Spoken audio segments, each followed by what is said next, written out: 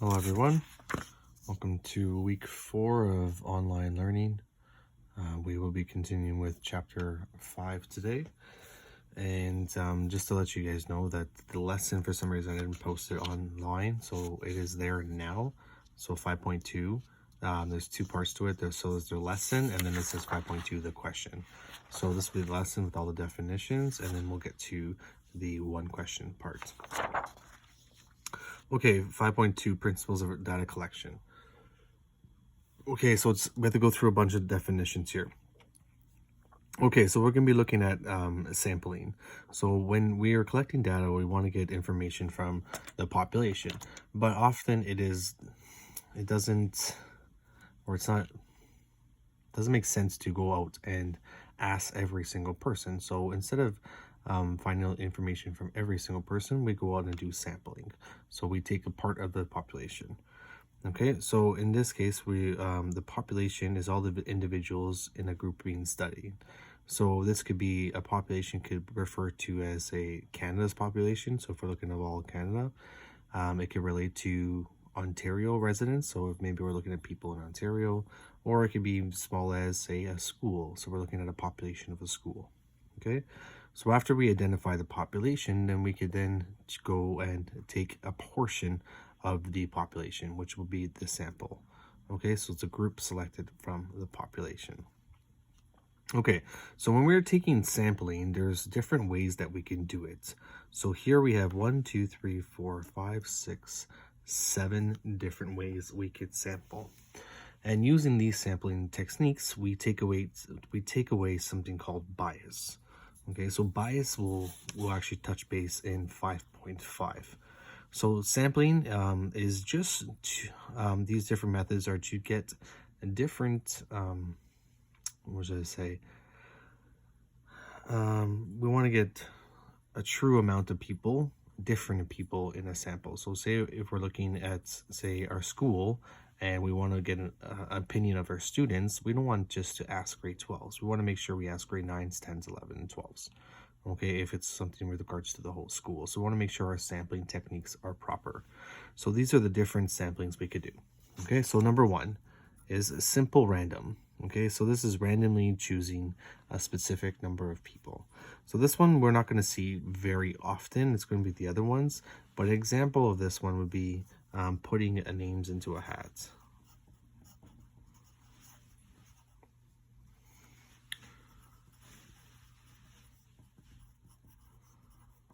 Okay, so this is something I could do, say, maybe in my classroom. So I could put, say I want to have someone present, I could put a bunch of names into a hat and I could choose a name out of a hat. Okay, that would be completely random.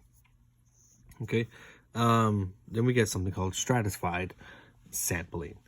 Okay, so these stratified and systematic, you'll notice that they say simple random, so they're part of the same group. Okay, so simple random, stratified simple random, and systematic simple random. Okay, and these are all types of sampling.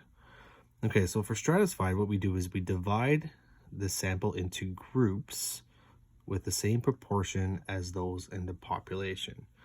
So what this means is, say at Xavier we had 1,000 females and 900 males. Okay, so we wouldn't want to ask all 1,900 students, but we want to sample them. So to stratify is we take the same proportions. So say we want to get 10% of our students. So what we'd ask then is 10% of the 1,000 females would be 100 females. So say I wanted 10%. And then so I'd ask 100 females and I would ask 90. So 100 females and 90 males. Okay, so we would have to ask a few more females because their population is larger. Okay, so you could do 10%, 5%, 50%, whatever it is. Okay, systematic simple random is choosing people at regular intervals. So this is when you say ask every 10th person. So example is this: if we're at school and you want to get a survey of our students, you could probably ask every 10th person who comes through the cafeteria doors, or every 10th person who comes from the front doors. Okay, so that makes it random because you don't know who that 10th person is, so it's random. Okay, then we have clustered. Okay, clustered, we divide populations to groups and then randomly choose a number of the groups and sample each member in that group. Okay, so for example, for this one is the GTA is broken up into different regions. Okay, so we have Toronto, we have Peel, which could be broken down to Mississauga, Brampton. So let's do, sorry, not Peel. Let's do Mississauga, that's Brampton. We have, say, Woodbridge. I believe Oakville is part of GTA, Oakville. Then we could have like Markham and so on. So the GTA would represent all these different regions or different cities. Okay, so that would be, say we're looking at the GTA as the population, so we could break them into groups. So those groups would be these cities. Okay, but then now we choose a number of the groups. So say we take Brampton and Oakville. So we take a couple of the groups, and then we sample everybody, each member in that group. Okay, so break them to groups, and then take a couple of those groups, and then you would sample all of them. Okay, multi-stage. This is when we divide the population into a hierarchy and choose a random sample at each level. Okay, so a hierarchy would be something like, say, 3 high schools. You choose 3 high schools, and then from those 3 high schools, maybe you choose 4 departments. So that could be like math, English, science, French. And from those departments, we select maybe, I don't know, 3 teachers. And then from those teachers, we could maybe then choose 3 of their students, 5 of their students. Change the number, 5 students. Okay, so we go from larger to break it down to smaller.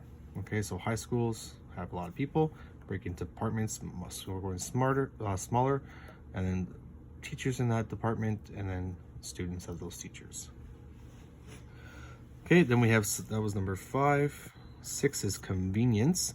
So you're choosing people who are easy to access. So that would be, say, going to the park. So a local park. This could be easy, going to the mall, or a shopping center.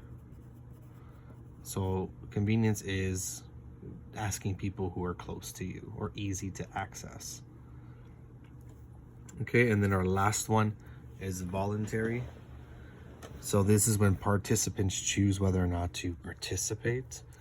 So in this case, so it would be, the most common one here is sending out email surveys.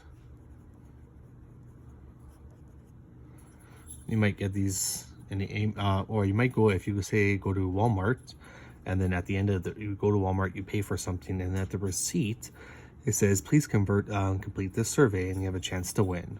Okay, so in your receipt it'll give you an a web address, and it says fill out the survey. Okay, so if you fill out the survey, which is completely voluntary, it's up to you whether you do that or not. Okay, and then you have a chance to win. But so the participants choose whether or not to participate. So it's your choice whether to do those surveys. Okay, that happens often when you get a receipt from the store.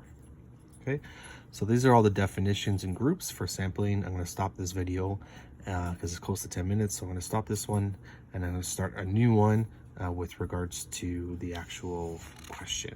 Okay, so follow in the next one.